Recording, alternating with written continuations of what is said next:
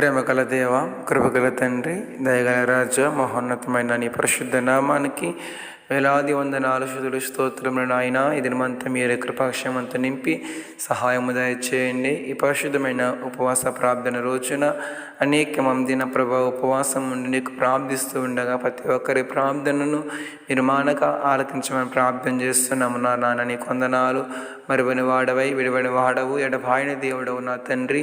ఈ దినమంతా మీరు తోడుగా ఉండి చక్కని ఆయుస్సుతోనూ ఆరోగ్యంతో నింపుతారు నమ్ముచు ప్రార్థిస్తూ ఉన్నాము.